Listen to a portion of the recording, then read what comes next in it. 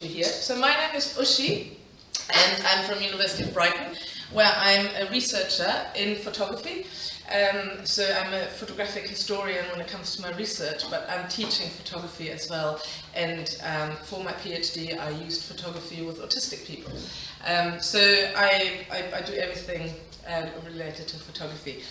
And as you would have read the brief description before you signed up, so I'm going to use this workshop with the aim to really introduce you to creative and visual methods, mainly participatory photography, digital storytelling and drawing. But I'll mention them. No worries. Find a seat. Maybe there? If you've got projects that last a bit longer, and so you can engage participants in the way that they use their own photo diary, for instance, at home, or visual diary, if it includes some drawings as well, to really reflect on whatever you'll be looking at. So these are really all effective. As I said, we can't go into great depth in all of them. And these this is just a quick slide, just to show you like some of the titles. I've been drawing on some of these studies as well for this to prepare the workshop and use some of their examples. So you can just see the breadth of using it, not just within the UK. So it's really like worldwide. So from China to Chile, I can name some, some really well-known studies that use creative methods and visual methods, as well as for different things. So like health, in terms of aphasia and stroke and heart attack, really like where people may have lost their language skills or anything, and then something like visual creative methods really come into play.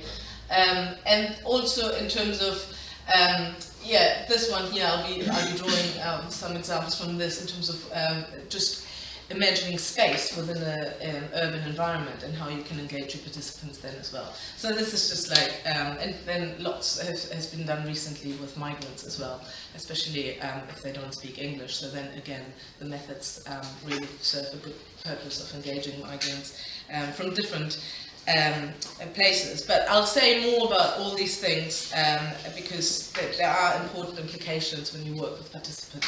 So this is again just a brief overview. I'll be dividing it, so I'll be talking about benefits when I talk about the specific methods as well, but just generally I think we can summarize the benefits, like 5 key benefits for using creative and visual methods. So I always say creative and visual, mainly they are visual, but they're also creative in the sense that they really allow participants to use them in the way they wish and they work for them. And that's also one of the things that you will need to keep in mind, to be flexible and adaptive as well with these methods. So they can really engage participants who may really not be comfortable, or for whatever reason not wanting to use more traditional methods, even including just straightforward like surveys or interviews, normal verbal interviews. So if they don't feel comfortable, like these are really good methods to use them instead, especially because they can express themselves in a way that is much more natural, maybe again depending on the method, because that is also, we'll go into it later when I talk about how to choose them. It's really important to make sure that participants feel comfortable with the methods that you're choosing. And it's also helping for those who don't like to speak in public, because that's in itself, a bit barrier there as well. So using art, photography, anything like that, storytelling really helps.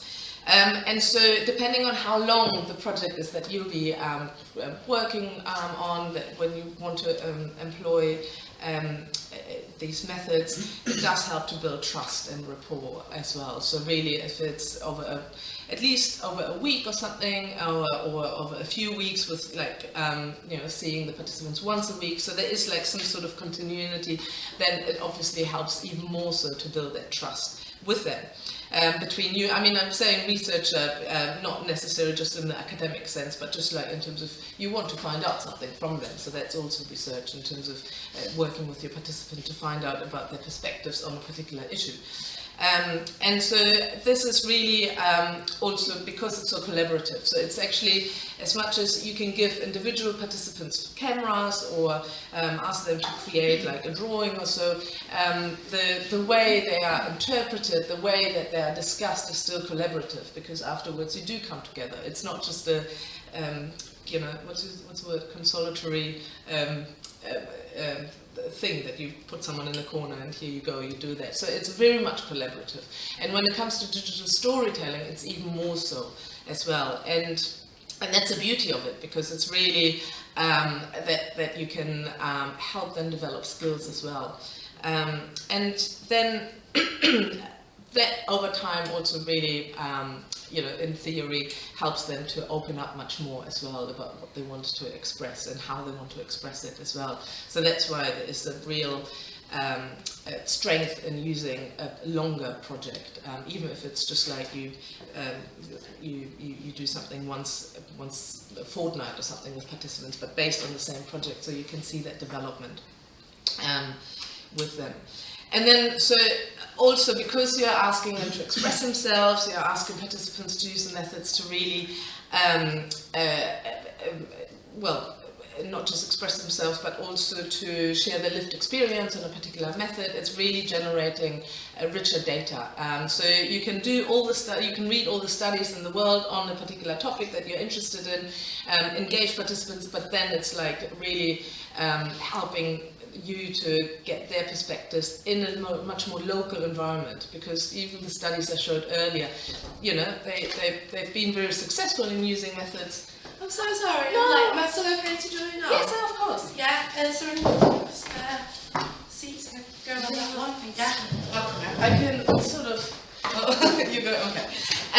So where was it? Yeah. So it's just in terms of that locality is really important. So you know, you can read all these studies that they've been done all over the world using the same methods. But then once you employ them within your own community, obviously that is the important bit, because then you can see how the participants that you're working with approach things or respond to a particular issue. So that's why it's much more nuanced and richer.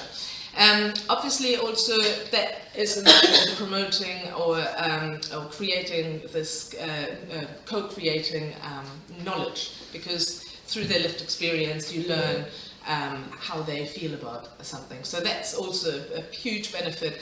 And then it can, depending on how you use the methods and whether you are aiming to change policies with that, and you know, especially if you work for a council or the government or something, and then you're using these methods, it's really beneficial to, yeah, it can help promote this social change, empower communities, and just really advocate for a change, to change maybe from certain facilities or to implement certain things, especially when it comes to, I know, environmental, I mentioned here as well, environmental pollution. So again, this is very local. I mean we're all seeing now the effects of climate change, especially what's happening now in the south of Europe. But you know, it's still a local thing as well, because some areas are worse affected than others, and especially when it comes to things like fires, floods as well. So that is really something where you can show through the data that you gather working with participants how something can be changed. So these are, again, so just in terms of the overall benefits. And now I'm just going to go into introducing you to some examples of digital storytelling. And it just didn't work before. Okay, well, let's see whether this works now. So I'm just going to play a couple of minutes of this. I didn't remember. Actually, the first time was a punishment. I don't remember what I had done, but I do remember my dad telling me that I had to help my mom make tortillas. I knew how from watching my mom and my grandma make them back when we lived in Mexico when I was younger. As soon as I touched the masa, I started thinking about my grandpa grinding corn at a rancho. I remember when I was around 5 and it was a hot summer day, and school was out for 2 whole months. We would go up to my mom's hometown in El Rancho, where we would stay for about a month. It was a long bus trip from the city, but when we got to El Rancho, it was so much fun running around with my primas and primos. When we would stay at my grandma's, she would cook pozole and birria and always fresh tortillas. My grandparents' house was right across the street from the tortilleria. In the morning, I'd lay in bed and I could hear my grandma and other women from El Rancho waking up early, gathering their baskets, and going out to the field to pick out the corn that was ready. Then they would get back to El Rancho around 6 a.m. And my grandpa would go open the corn factory and cut the corn and grind it up and make it into masa. I hardly ever got to see my grandpa, I guess because he was always busy working. But every time I came down to El Rancho, he would wake me up and I would go with him to the corn factory and gather the corn and put it in the grinder and put the masa into plastic bags. And all this time, he would tell me stories about the corn and my antepasados, and how it would be horrible if corn was to ever disappear. But I just wondered if he was going to give me a peso or two for some candy. I never really paid attention. I was just a kid. We moved to the U.S. when I was 7. I haven't ever gone back since. Here, there's corn everywhere, but here it's the corn syrup that's in all the junk food. Or it's the packed tortillas that they sell at the supermarkets. It's not the same. But as soon as I put my hands in the masa with my stepmom, I realized what my grandpa meant back in the tortilleria, that people depended on him, and that if he didn't make the masa for tortillas, then it wouldn't just be the tortillas that would be gone, that our traditions would also be gone. This much I know. If the tortilla is good, it puffs up, and if it's not good, it doesn't. The first tortilla I ever made, there in the kitchen with my stepmom, puffed up really big, and I looked up, and she was smiling. And it wasn't a punishment anymore. Okay, so I played this in full because I just wanted to quickly ask what sort of key things you recognize that that formed this digital storytelling video. So just in terms of what was used in the video that you think that was really, that stood out. Not necessarily the content, but just in terms of how it was put together. Like the photos, Yeah. like who's telling a story along with the person talking. Yes, absolutely. So that's already two key things of digital storytelling. The talking, we talk about narration, so the narration over a video, and then the use of photographs. One other thing was used in this particular video. Use of background music. Yeah?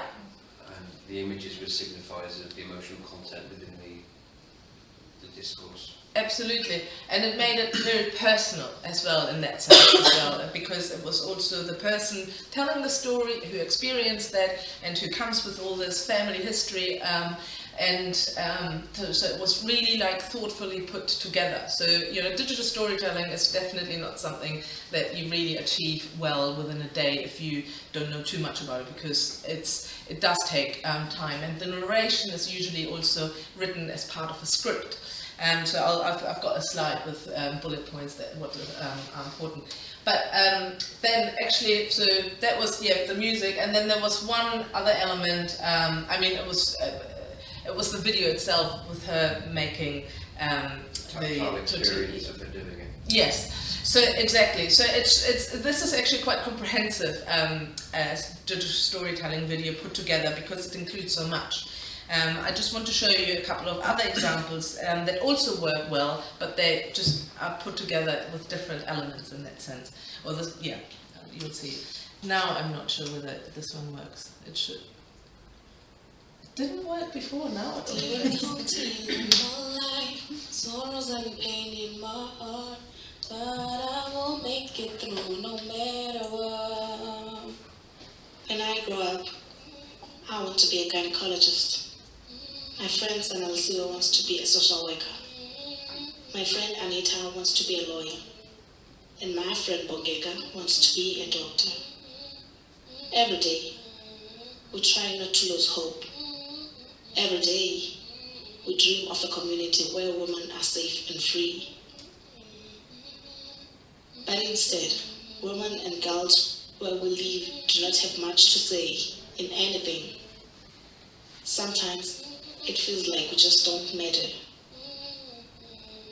It's painful to see my childhood friends who I love so much change and become alcoholics because of the bad influence they got from the wrong people, because they do not see a reason for going to school, because there are no jobs here.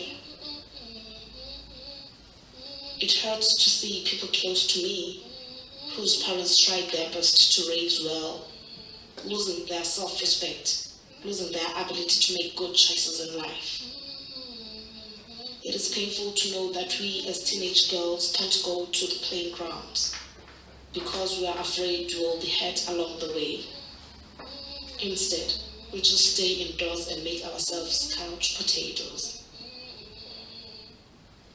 My brothers and sisters always used to ask my mother why she did not let them to visit friends near our house, why she took me to a Christian school.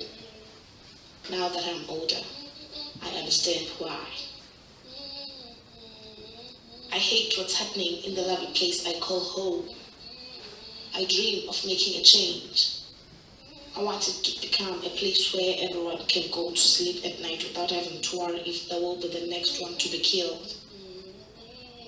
A place where girls and women stand tall, express themselves with confidence and pride, and walk freely in the streets. A place of peace, warmth, love, and freedom. Difficulties in my life, sorrows. So the music here obviously was like much stronger in the video as well. So it's just, I mean, it's almost like a film when you go to the cinema or something. Like a film without the music is almost, you know, not impossible to think about these days. And it's important. And so this one is in its own way a very strong video or a storytelling video, because it brings that, you know, within the story that she is telling as well, even though we might not understand what the singing is about, but it's just really powerful in that sense. And also, I don't know if you noticed, but towards the end there was a photo of little children, and the faces were blurred out as well. So that's another thing that I'll touch on or mention, at least in terms of the ethical things and how to use images, and the consent and like all these sort of things that are really important. But yeah, I just wanted to show this as a different, completely different video to the previous one. But you know, it's just in terms of yeah, putting all these elements together to tell a story. And so this one is actually a different, I mean, you'll see, I'll only play a minute with this one. It's also related to health.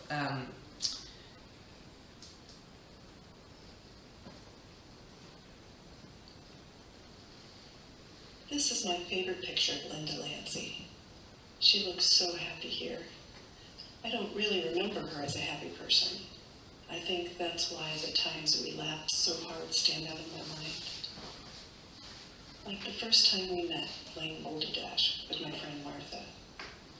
It still hurts to recall the definitions we came up with and the guffaws that followed. But mostly, Linda's life was tough. She was a single mother of 2 young girls when she was first diagnosed with breast cancer. She had a mastectomy to be extra sure she got it all, and we were all reassured.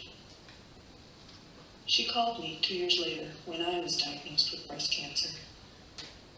As frightened as I was, she made me laugh as she described how she'd catch men admiring her chest while she was dancing, not realizing that she was wearing prosthetic breasts.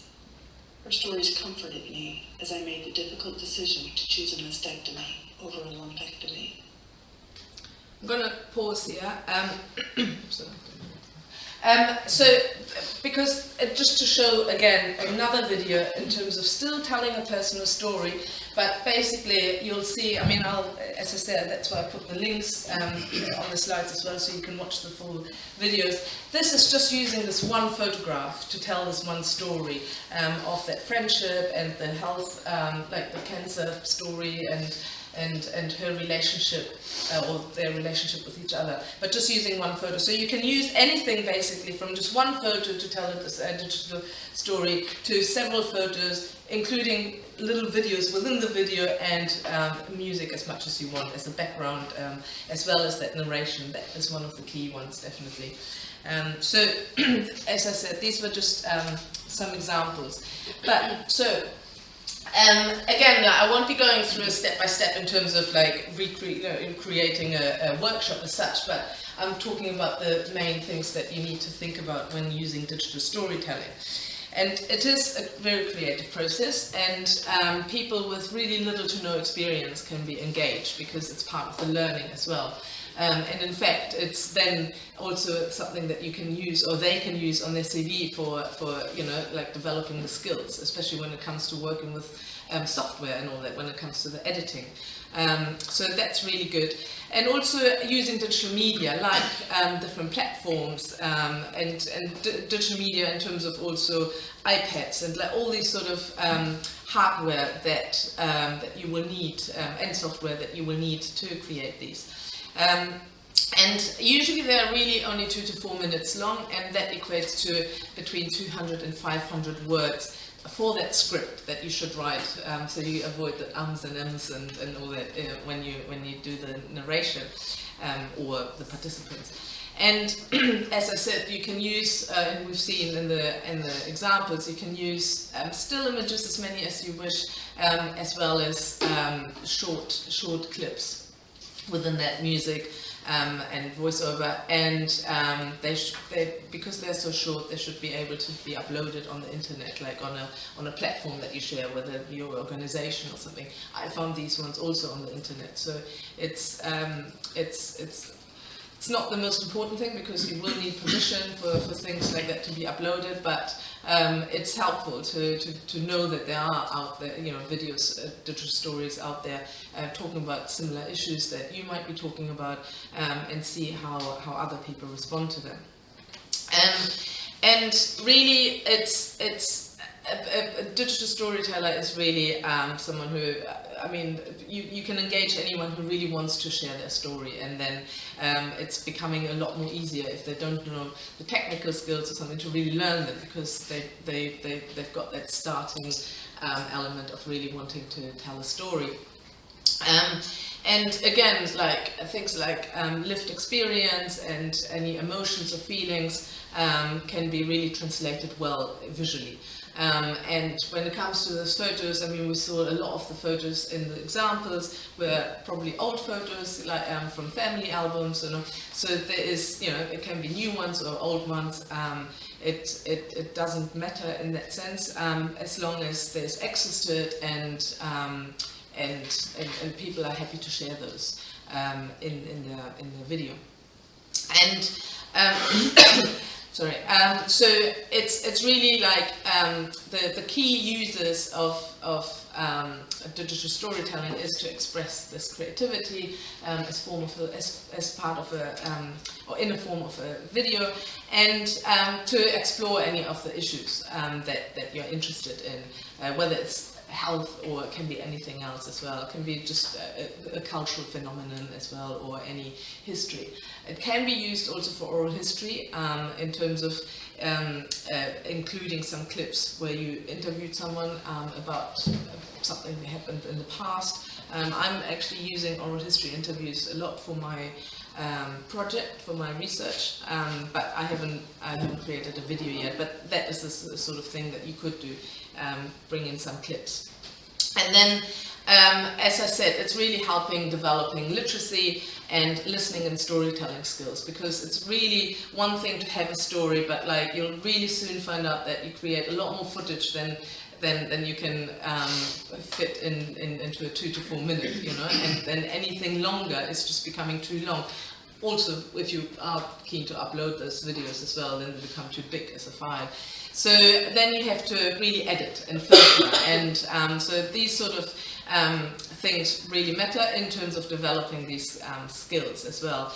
And then, you know, it helps develop the self-esteem and confidence as well, because it's just like, as you can see, the progress of what you put together, it's really, I mean, I'm only, it's because I've used creative methods in my own research so much. I really know that this is not just talking about it. It does, you will see that transfer, that, you know, how it translates to the participants.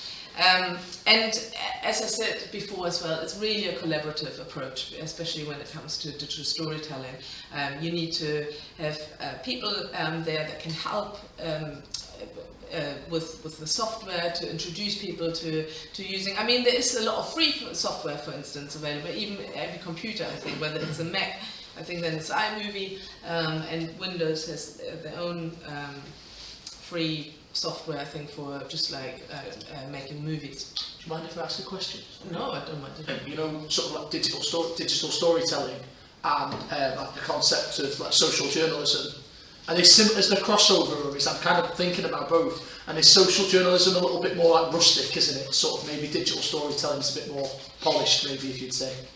Well, it's when it comes to the term as well, like when they say like journalism, like I would think like it's actually much more maybe well, not necessarily professional, but it just the beauty of digital storytelling is to engage people with no skills, kind of thing, just to tell their stories. Whereas like social journalism, I would put that almost above digital storytelling, just in terms of that, if you want to call it that way, kind of thing. Yeah. This is much more grassroots digital storytelling, where if you use the word journalism as well, like there is the implication that there might already be some sort of professionalism behind that. Okay, that's then interesting. Thank you. Yeah, but I mean, if you know, if others might have a different opinion, but it's just, you know, the things that associate with the term journalism. So yeah, so that collaborative approach is really key. And then in line with all of this is really like a number of benefits to really use digital storytelling. And that's really to tell their own stories. So there's never enough of that in terms of really listening to the stories of people in your communities. So it's from their own perspective, their own lived experience, because these sort of, you know, depending on the topic and all, it's you know, I'm a qualitative researcher, so I avoid generalizing, because you can read about other studies, but then really, if you want to use a method like this, you really want to learn about individuals as well. So that really helps them also to get engaged and learn about all of these, you know, using a laptop and tablet and a smartphone, like all these, depending on how you, I mean, especially podcasts is not something that, you know, maybe people have used laptops and all that before, but like podcasting is a completely different thing, and that can be really fun as well. So then it also places the stories under the control of the storyteller. So that is that empowerment I was talking about. They choose what they want to say, you know. So and through, you know, like building trust and all these and rapport and like all that, they might start saying more than they initially thought, but there should never be coercion or anything to force them to say anything more as part of the video, but it's in their control. That is that empowerment, which is really great benefit. And it's really fun as well, so it's like all these methods are actually fun, so that should not be underestimated. And then again, I mentioned that before anyway, like those language and literacy skills through storytelling and script writing. So again, like if 200 to 400 words are easily filled really quickly. So again, like choosing the right words to really tell that story and to frame it in a way that still has a beginning, a middle, and an end, because that's how narration works. And to be a short video, but still in itself like complete. That's really important, and so that's why like these skills will be developed in that way.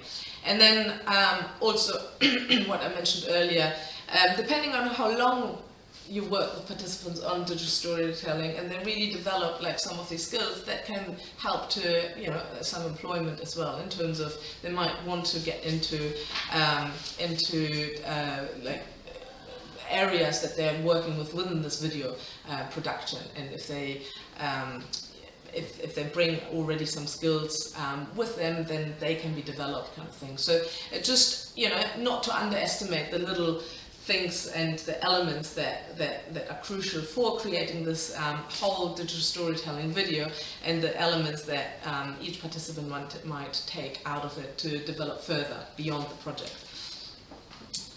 I mean, if you've got any questions as we go along, do ask.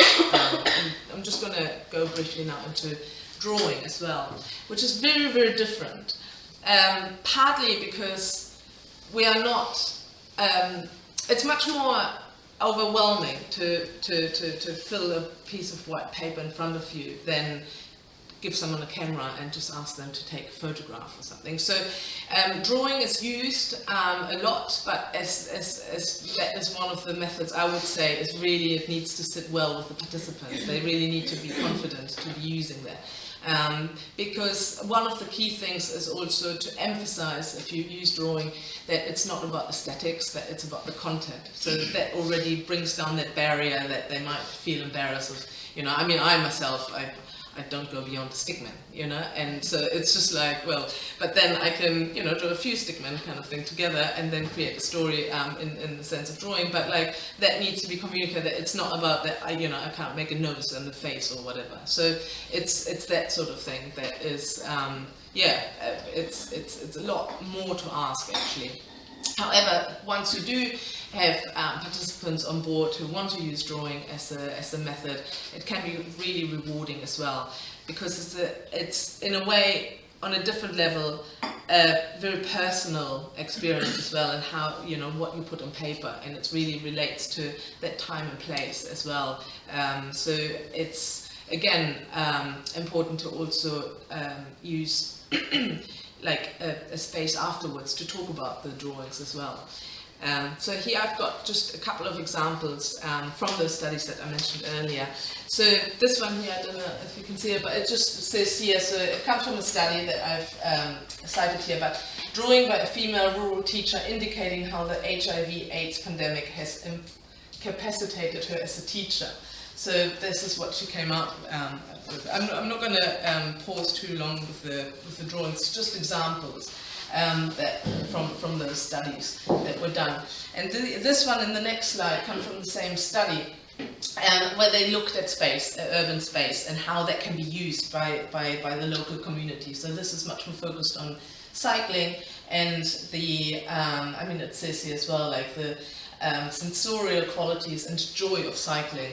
That they, I think one even says, yeah, so it says life here. So again, it's very personal to them, how, like, to the participants, how they understand and how they use cycling. And then the other one is just to show that you can use color as well. But it's the same study, and so members of the public have been asked to draw and identify common, as it says here, common memories, impressions and associations within a particular area in relation to a landscape design. So again, like, it's not about the aesthetic and how well you've done it, it's because there is that element as well that you will talk with them as well, as to interpret and analyze the drawings together. So that is much more necessary to have that than, say, a photograph, even though photographs themselves also need to be interpreted. Yeah. Can I just say that it's really inspiring to be a community worker, youth and community worker in New Haven and Peacehaven near Brighton.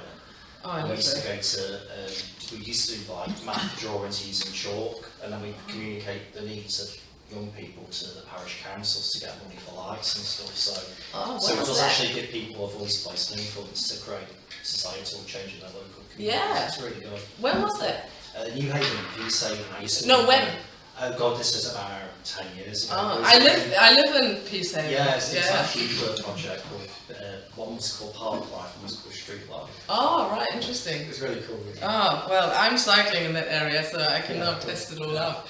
Can I ask a question from Yes, a of course. research perspective? So you would use the drawings as a stimulus for the production of language, which you then thematically analyse, whatever. So the drawings, which you would struggle to analyse those from a Well, if you're using deconstruction of what they've done. Yeah.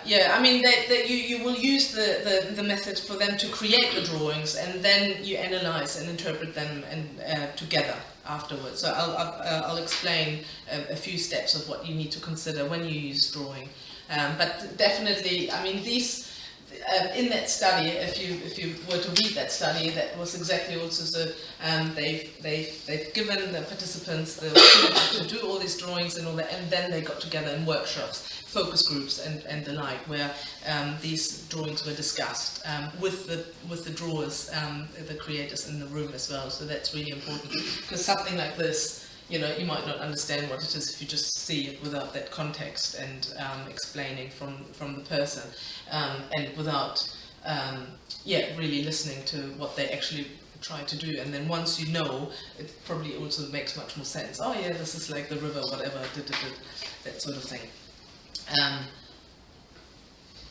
So here I've got the just in terms of, I mean, I've got a quote that you can read, but working with the visual is far from simple. So, or working with drawing is far from simple, and I would say it's actually one of the more comprehensive ones in a way that you really need to. To establish these focus groups afterwards as well, to really understand what the drawing was all about. So then you can really implement, you know, the drawings in the findings, and to really promote change. And there are also competing theories when using drawing. Or theories of practice in terms of how best to use drawings and other visual text in social research. So within the art making community, some would argue maybe that art or visual text speaks for itself. So we've got that camp of people saying that if you see an image that speaks for itself, but then there are also others who say that it's, you know, it needs some context, so it needs to really have the interpretation as well from the person, from the creator themselves. So as researchers in the area of arts-based methodologies highlight, meaning making through the arts is full of complexity, and that's why it's so important to have the images interpreted by the creators, the producers, as well as the audiences.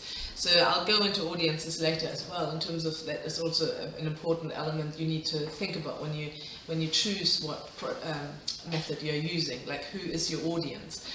So will they understand what is going on in terms of whether it's a drawing or photograph or something. And at the same time, using drawing typically involves more than just engaging participants in making drawings, because of this analysis and interpretation afterwards that needs to be taken into account. So when drawing is used as a research method for a particular issue, it often entails participants drawing and talking, or drawing and writing. So you might give them the opportunity to write on the drawing as well, or they might choose to do so, so to have some words or something, and then that helps to contextualize what it is. A bit like that bicycle with the life on it, and then, you know, that gave it a completely different meaning than just a bicycle. That's why this collaboration between drawing and talking, or drawing and writing, is vital, precisely because it's produced by a specific individual in that particular time and space. So if you know, say, let's use your example. So you said that's 10 years ago. If you were to go back down now, you know, after people have had 10 years of whatever was used then, it would be a completely different outcome then. So it's just really, drawing is really in that moment that you're using. Whereas like things like photographs, they have this much more lasting impression that can be used for a longer time afterwards. And so, you know, in terms of benefits, so it still links to the overall benefits that I've obviously mentioned at the beginning, but it's also these 5 specifically for drawing as well. So I mean, some are repetitive from what I've already said, but just that engagement of participants. So if participants are happy to draw, then you can engage them. If they don't feel comfortable using other methods, then this might be really helpful. I mean, drawing is also a lot of times used in art therapy and you know, these sort of contexts. So it is a widely used method as such. Again, collecting data for you know, for a much more nuanced understanding of what's going on in your local community, and exploring those different perspectives. And in terms of emotion, so the expression of emotion is also very strong within drawings, because it's, you know, it's just in terms of, if you're thinking of you know, drawings that have text or not necessarily text with it, but it well, can, but just in terms of lost my thought of trying what I wanted to actually say, but so in terms of the emotion, so yeah, so because it's so personal, that's what I want to say. Because drawing is so personal, so when you know, when someone feels comfortable using drawing, then they can really express their emotions as well. Often in different ways than photography or video, but it's just really a powerful tool for that as well. I'm really glad you've explained. Sorry, I hope you don't mind me coming in. It's just really fascinating the way you explained, because I was sat here thinking I had a question, but I'm glad I waited for you to speak a bit more, because when you first outlined it, I was thinking that drawing maybe gives that distance between the researcher and the participant, but actually, if anything, it's even more personal, isn't it, than maybe just asking someone a question, because they have to, justifies maybe the wrong word, but articulate why they've drawn what they have. Well, yes. So it's quite exposing twice, isn't it, almost, because if you just answer a question, you answer a question, but if you do drawing, you draw it, and then you kind of have to justify like why you've drawn what you have and stuff, so it's absolutely, it's quite intense, I guess. Yeah, I've not done it, I guess. Well, yeah, that's why I said it's quite intense, isn't it? Yes, that's what I said at the beginning of when I said about drawing, that I would say it's like one of the more comprehensive methods to be used, because it's got these various elements, and also because it's really to, like, once you really agree to drawing and you overcome maybe some initial let's say embarrassment in terms of, you know, me coming in with stickman kind of thing, and I say, okay, well, I'll give it a go, then you really are into it, you know. So I've got some artist friends who are drawing, and they try to help me get more out of my stickman, and it's just really like, and it is really like, just with that, like, and then you see, oh, actually I can make this, and then you just become a bit more confident as well in using that method. But it's very personal, because there is no one way of drawing a particular thing. You know, just go into, even like the professionals, go into any museum or so. Whereas photography, if you're asking someone to take a picture of a table, there is only so many ways you can take a picture of a table. You know, so I mean, you know, photography is my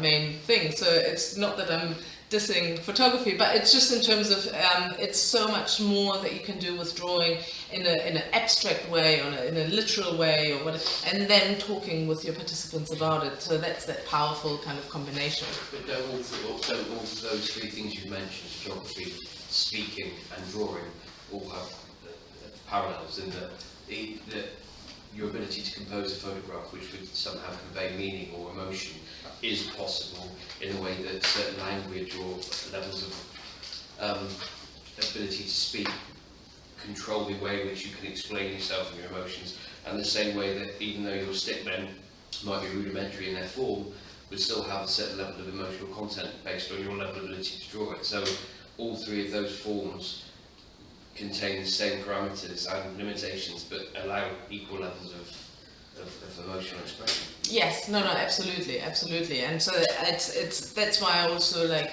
brought in the overall benefits, where I could merge them together as part of, like, they do all share some of the same benefits as well because of all that. But it's just in terms of my emphasis on drawing in this moment was just, I mean, I'll be talking about participatory photography in a moment as well, saying in a way similar things in terms of, you can really use photography to express emotions as well. But it's, and so then the last one is also like in terms of developing this creativity as well, to problem solving as well. If you don't know how to draw something and then, you still make it work somehow. So it's just, again, I mean, this does apply to other methods as well, but it's just highlighting it in the context of drawing here, that you can develop those problem solving skills in that sense. So yes, now participatory photography. So again, I've got a couple of videos, hopefully they work, just in terms of introducing you to some projects that were done. I'm just gonna refer to participatory photography as a whole. You may have heard of PhotoVoice. Anyone heard of PhotoVoice before? No.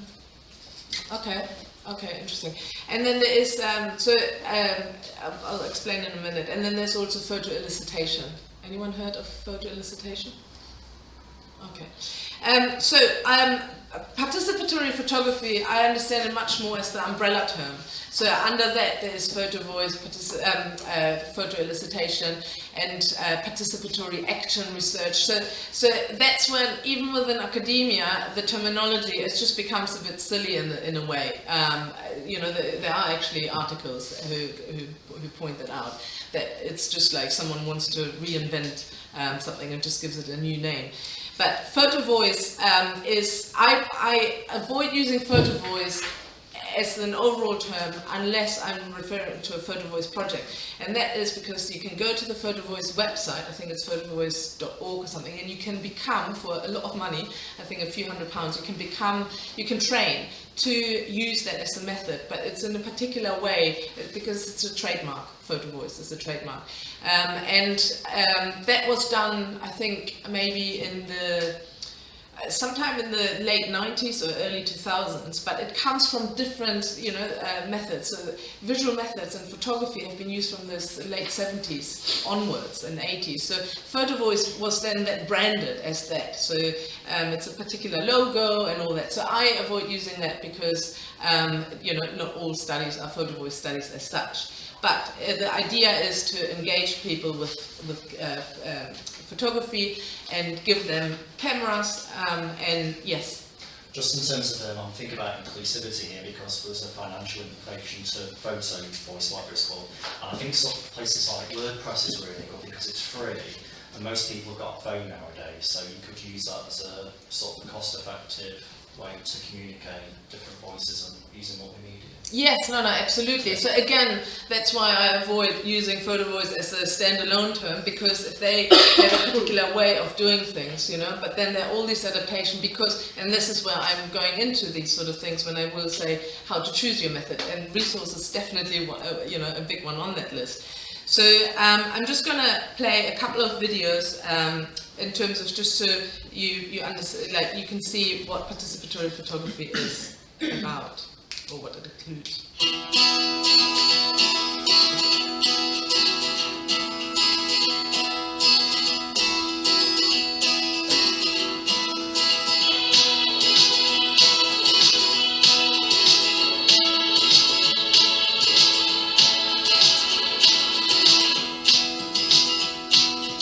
Hey, I'm Mariah. I'm a senior here at Farmington High School, and I'm going to be youth involved in the Help in My Hometown PhotoVoice project.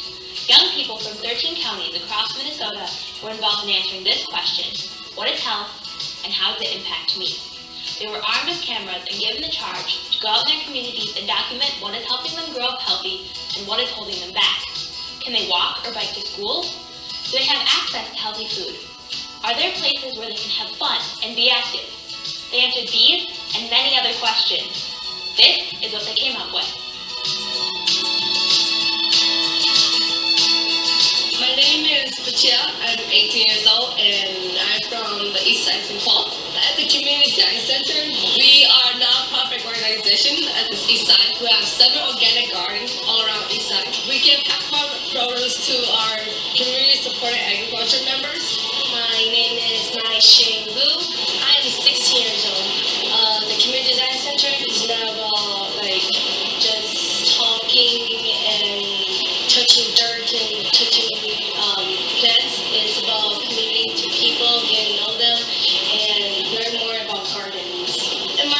definition, photo voice is taking a picture of something that you're not explaining anything, but then when you look at the picture, it has its own meaning to it, and you will understand like what the picture is telling you.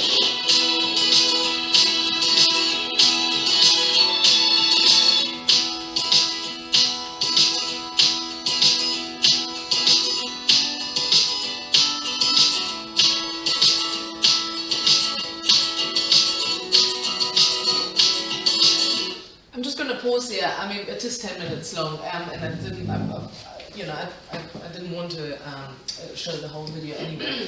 But one of the key things that is an outcome of using something like Photo Voice is an exhibition at the end as well. So with digital storytelling, the outcome is then that video.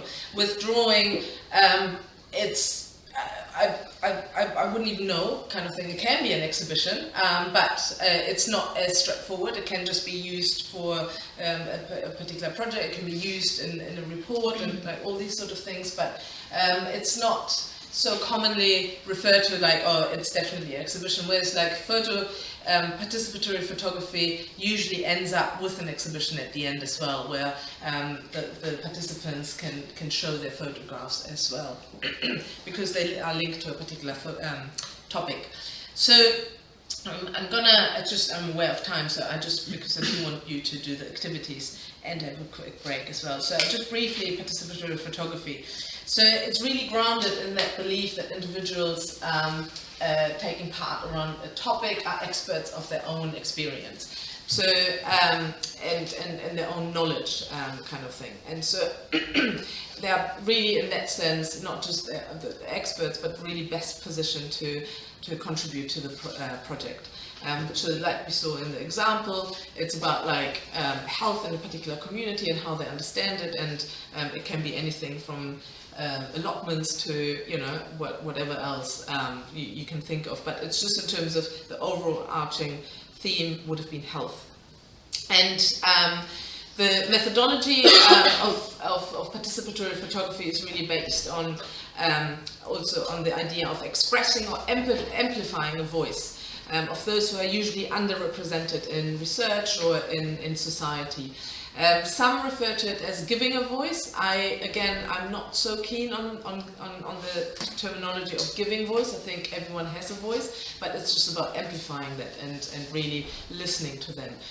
Giving a voice is like, if you take it too literal, it's just like, well, you know, if they've never said anything important before. So that's why I avoid it. But it's that idea of really amplifying those underrepresented, like the experiences and the perspectives of those underrepresented. And the visual image really has the power to transcend language and literacy barriers as well. Thus giving the seldom heard the chance to participate in decision making as well, that affects social change in their own communities. So Photo Voice or other similar projects that use participatory photography is again like would be suited for projects that are a bit more ongoing, not just a one-off, day or something. And it's really empowering in terms of it allows the participants who are actually also co-researchers, because through photography they are looking into a particular issue, so they can be labeled as such co-researchers to communicate their own experiences. And that's not just like a label thing, but it just really empowers you to know that you are actually contributing to the project in a much more deeper way than just participating by sharing some of the photographs. So to know that what you are putting into that project will be used to make a change is very empowering.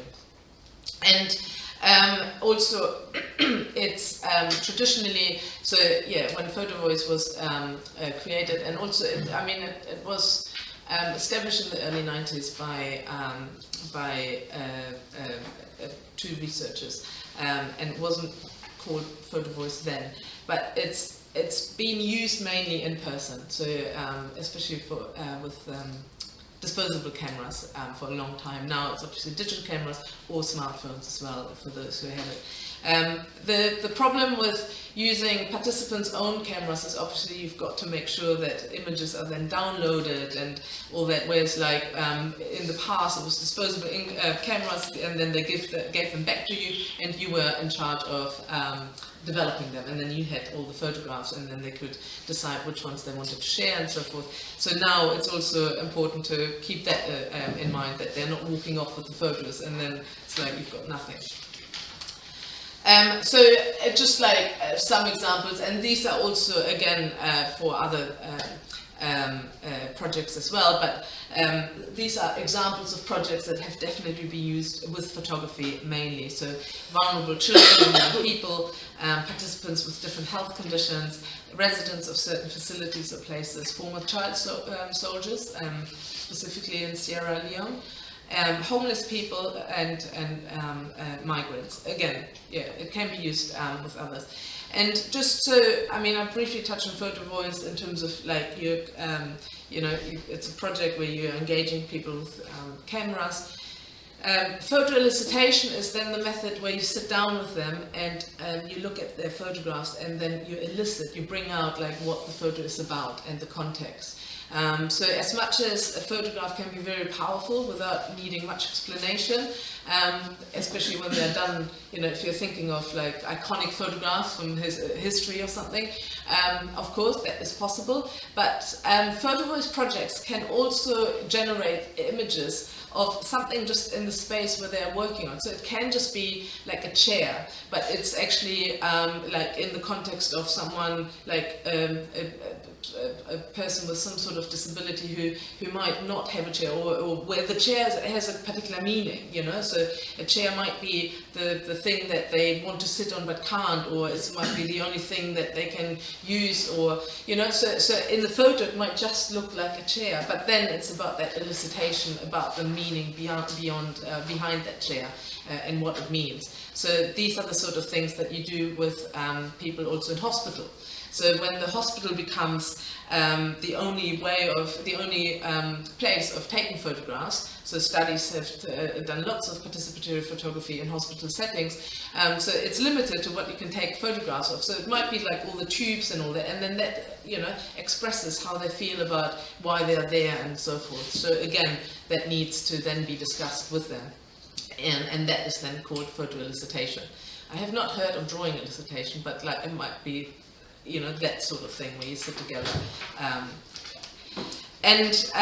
Just in terms of very similar, so I'm not going to go too much on it, but very similar benefits again, but it just in terms of the still image has really this power to communicate and leave a lasting impression, as opposed to the digital storytelling, which is much more about the narrative.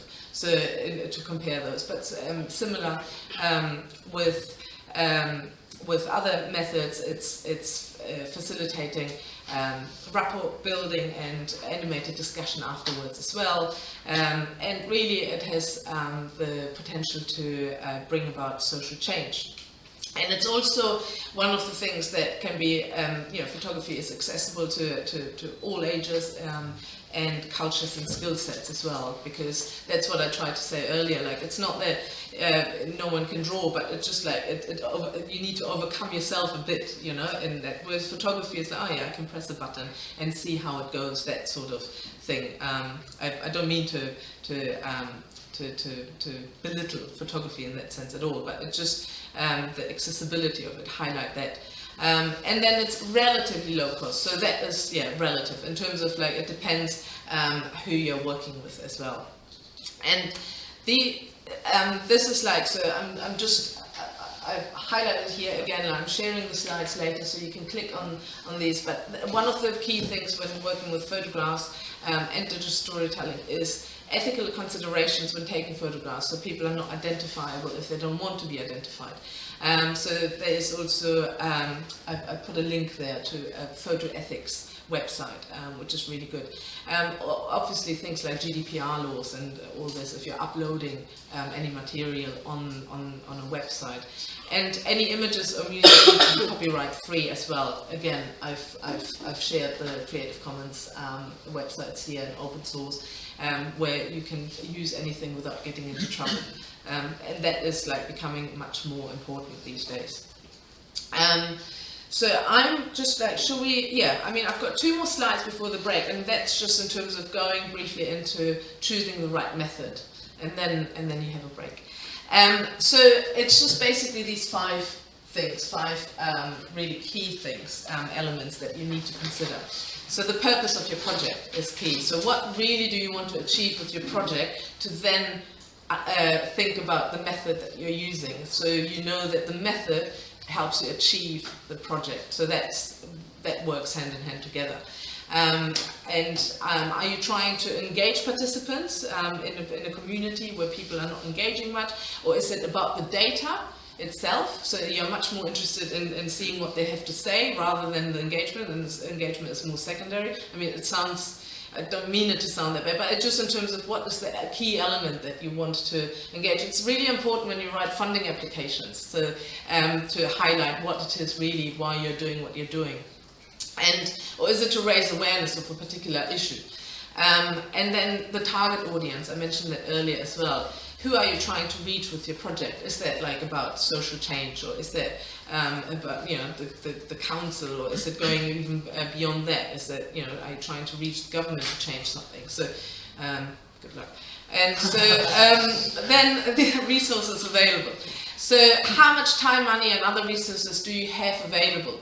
So one of the things that these methods help is by engaging people is to flatten the hierarchies. So because, you know, they're collaborative, they're engaging, they're creative, but they only flatten it. It's not that they are completely gone, the hierarchies. So when it comes to resources, it's still you at the end of the day as an organization who know how long a project can last for, what the resources are, and so that you need to communicate that to the participants as well. So if they're getting into it and are having fun, that they know that, well, it's still coming to an end because of you know, time, money, and so forth. And then also the skills and experience of the participants. So again, like when I highlighted or emphasized the drawing bit as maybe being one that, you know, you really need to work with people who have the skills available for the method that you're using. That also goes for digital storytelling, or at least be willing to really want to learn and come out of their shell, or, you know, to learn about something that they might not feel comfortable with maybe it's just an idea they have about the method. And then once you're in a group and they see others are doing it, then that is also breaking the ice, so to speak, and you know, engaging them using that method. And then obviously also the context of the project. You know, so where will the project take place? What are the cultural norms and expectations? So this is particularly important when you work with groups like migrant groups, so to really respect cultural norms within the participants that you're working with as well, or the spaces. So, you know, if you're going to a quiet place, and, you know, whether it's a library or something, that it's a quiet place, so you need to respect these sort of things. So all these five elements are really key when it comes to choosing the method. I'm gonna move on now, but like as part of the activity, I'll bring this back up because I'll be asking you to create a project. And then these are just some tips in terms of be creative and open-minded. So all these methods can always be tweaked, and they can always be adapted to who you're working with. And depending on the number of participants, depending on the skills, depending on all these different things, you can experiment with them yourself while you're doing it. So you don't need to come across as the expert of these. So you can learn together as well. And consider the needs of the participants when choosing a method. So in terms of the interest that they bring into it, and the skill set as well that they have. And be flexible, you know, in terms of when you're choosing this method. To, you know, it goes with the first one as well, open-minded and flexible to tweak the method according to who you're working with. There are like 3 tips, short tips, but really important in relation to working effectively with these methods, to really bring out the benefits that they all have. So yeah, so let's have, so what should we say, 10 minutes then? Yeah, okay, ignore the 15. So let's get back, what is the time? It's 10 past, 20 past. So, okay,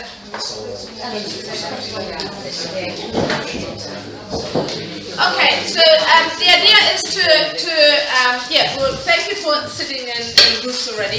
So the idea is to do to get through 2 activities.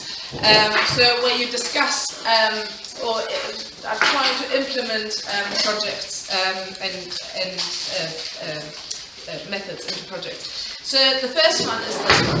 So former group before, yeah, and choose a creative and visual method for a fictional. I mean, you might already have a project that you might be willing to share with the group, and then see, okay, well, or an idea of a project or so that you actually want to do, and choose the method and discuss the method's benefits in relation to the project and what you want to achieve. So this really much links to the last slide, or a few slides ago, in terms of like what you need to think about. And I can, like this one I'm talking about, and I can bring that light on. Where's your mouse? This one here. So think of a project and think of what method you want to use for that project and how the method helps achieve the aim of that fictional project. So you can come up with something really, not too comprehensive, but just really to start, for you to start thinking about how to implement visual methods. So, it can be really fictional, and it can be something that you might have already an idea about that you might want to use the group discussion to develop. It's up to you, but I can go back and forth between the slides, but just these are the sort of things to think about and in your discussion, and this is the actual activity, the first activity itself. Go! So we thought we'd have to carry that over, and rather than have one method, maybe have several to give people choices. People that might not want to draw, people that might not want to do videos, but we were just kind of figuring out how we pull that together at the end. Yes, very good. I mean, using mixed method is definitely a preference, even when you do a research project, because you can validate the data much more. You've got like different data coming from different things, and then you can see, okay, well, how do they work together and against each other and with each other and all these sort of things. But time, obviously, and resources, so that's when it comes into, into play. Well, how realistic is it to engage a few methods? Also, we had a conversation earlier. The drawing, I didn't even emphasize. Like when you do work with children and young people, it's obviously much easier to engage them with drawing. I just wanted to say that because I made it sound like it wasn't easy, but I was, working more with older, like young people and young adults and. It's used a lot in therapeutic work with children. Yeah. Yes, exactly, and they're just much more. It's more the second nature to them as well because they are drawing. So I just wanted to bring that in there. But did you discuss in terms of like how you could bring in at least a couple of methods, or which ones? Well, we thought that the idea was something that I'm trying to do at work, and that is to establish a parent-carer panel, which has been difficult, and we thought maybe one way of being able to potentially give people an insight, but also show the benefit of it, would be having people do a video diary of some kind of their experience of it. So it would be like a one day in there from starting to participating, with a view to hopefully attracting more people to join, that they would be able to show potentially the benefits. But we also said by doing a sort of longitudinal, not longitudinal, but it done over a number of days, months, and to show how they potentially benefited, but we also acknowledged that there was also potential for their involvement to not be as positive as you wanted, and that maybe they were balancing family demands and the need to come to a set event at a set time was also a pressure. So you'd probably get the warts and all, but that would be good, and they would also benefit from maybe cataloguing their journey on it, and then that could be used. to as a sort of advert for the benefits of it. So it would serve two purposes, giving them their experience of the process, but also providing opportunity to attract others. Yes, no, absolutely. And that is like what I, which is why this, like everything you said, addresses like all these sort of things to think about constantly in terms of when choosing these things, because of time demands and not just your own resources but also the resources people come with in terms of how much time can they dedicate, and that if someone can't do the whole project doesn't mean that they don't value it or they don't want to, but because they've got other commitments as well. And that's when it comes into play again, like be flexible and adapt the method. I find from what you've put together, like the photo or the visual diaries, that is much more a personal thing that they can do at home when they do have time. And then you can bring that in as a group and maybe use another method as part of the group work as well. But then they've got the second method that they can, do at home. Their photo diaries would also be a useful tool for helping actually the purpose of the panel, which was to shape the services that are provided. So them documenting their lives and their experience of their lives might also provide a range of things which it becomes evident that the community and them as part of the community would benefit from. Yes, no, absolutely.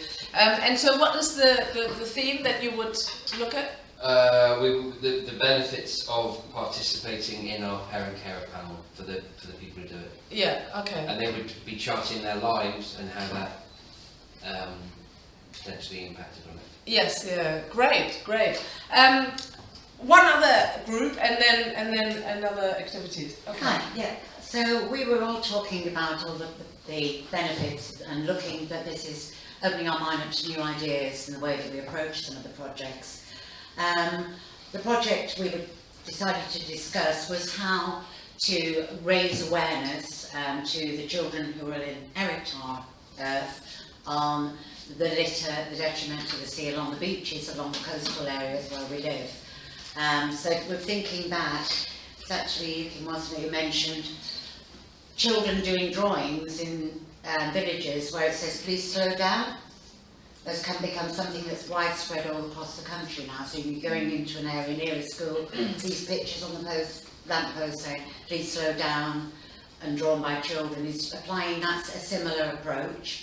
So to initially get part of, because I work for the council, part of other departments together, so environmental health, we work with the Wildlife Trust, people like that, to start building a picture of the issues.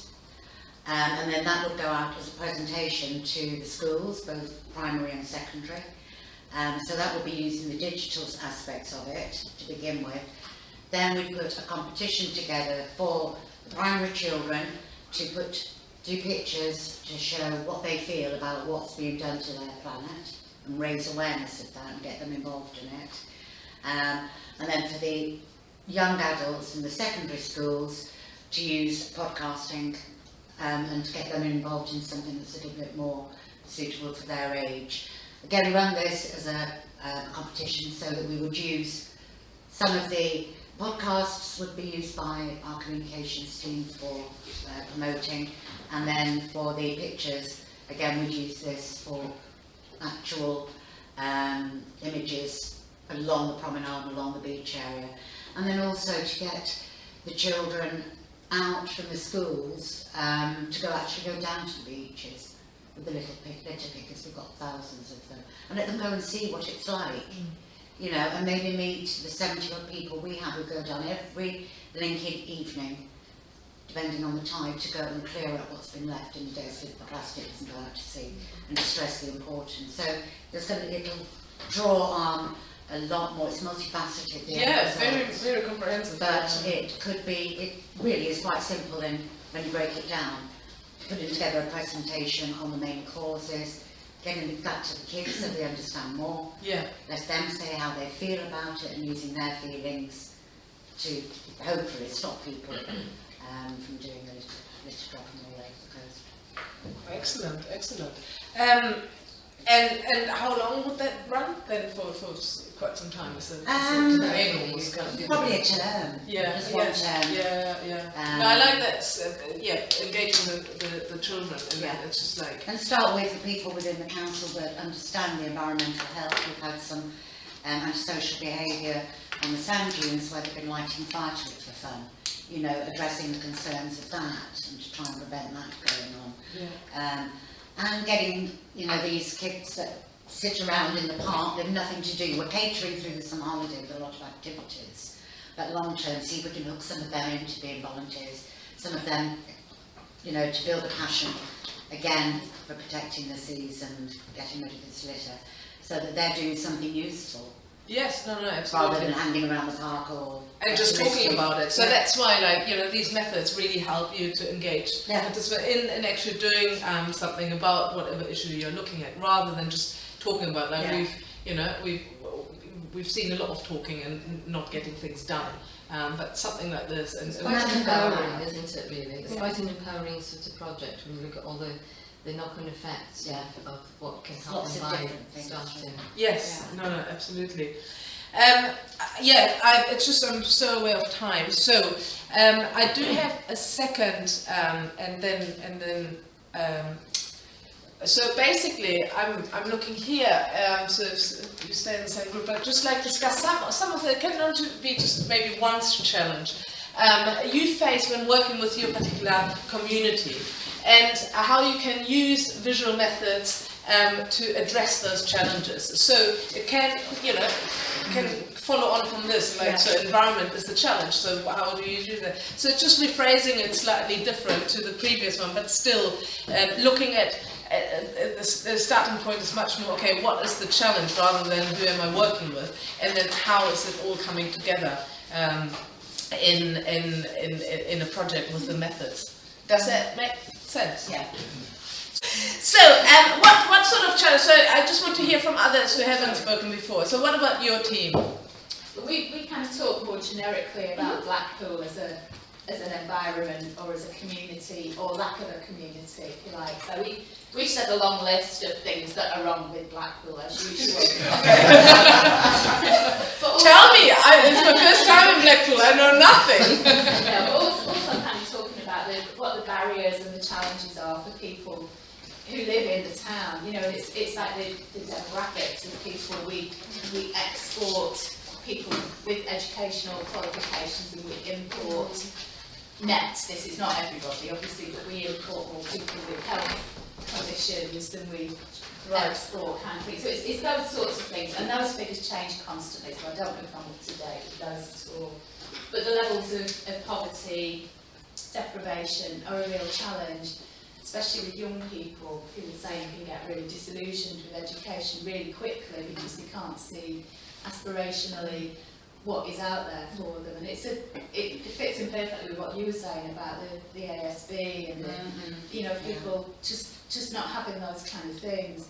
I'm old enough to remember when all the cuts came to the youth services. I'm still cross about it because it was just so infuriating that all the services that were there that were definitely supporting young people just went, and then we had to get in the lottery funded projects to try and address that, but it was already there, and I get dead cross. Don't get me started on the wall now or any of that sort of stuff, because it's just really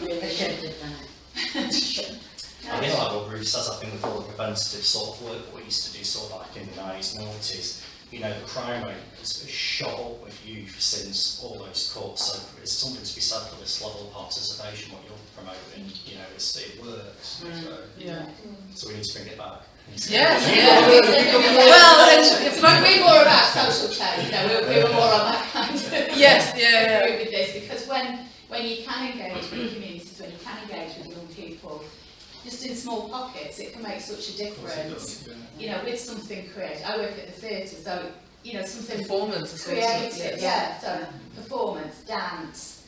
Absolutely. It improves people's oracy, it improves their confidence in public speaking, it improves their being able to work with other people, it improves their kind of ability to spend time in groups. Oh, absolutely. So there's nothing wasted about it, but it's or in our case, funding and things, you can only work with small pockets. You can can't only do work that. with what you've got in terms of, That's right. it's just, because the worst is also like if you oversubscribe like a project and then it's like it remains on the surface because, you have too many people for the funding and the resources you have, and then no one gets anything out of it because it dilutes, like you have to share one computer amongst 10 people, I mean, I'm exaggerating, but it's just in terms of, it almost makes no sense. And then just keep it within that community. And one thing that I think is also really important is when I said about like uploading these videos is like also to show what can be done, because then that's also inspirational for other communities, or to also show that, look, this is what we've done, can we please have more funding? I mean, obviously it's hard work to get funding, but just in terms of, to show what you've done with the little that you had, and apply for more to reach different audiences, kind of thing, but just to show the evidence that this is what we can do if we have the resources for it. Yeah. Absolutely. One more group, quickly. What sort of challenges you're facing? So the big team didn't work. We were looking at, well, these guys work in social work, and how usually the people who need help from social workers are most likely to not want to access that help because of previous trauma and potentially just bad experiences generally. So we were trying to think of a way that we could maybe acknowledge what has happened in the past, to then present that to social workers in order for them to maybe cater what they try and... Because we do coffee and chats at the moment, so we're thinking we could make that video and give it to the social workers so they can see how they're affecting the family, and it might not be affecting them in a positive way that they think they are. Yes. If that makes sense. Yes, no, perceptions as well, like families can automatically be presumed bad or something. So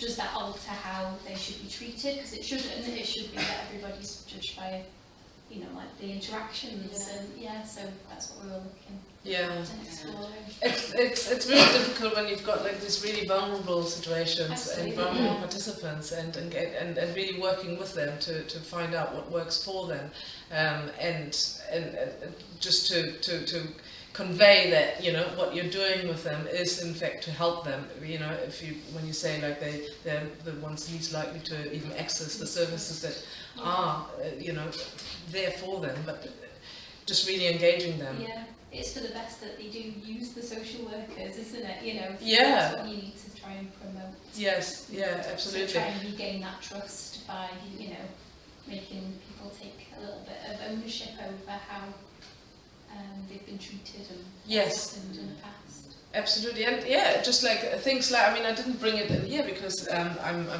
it's not really my area, so I didn't want to like put my foot in the mouth. But performance and all these sort of things, might actually also be much more engaging for other communities or for other groups as well, in terms of not just the visual element of it, but just like to engage them or combine it, in terms of what works with certain people might not work with others, but then there are a multitude of methods that you can use.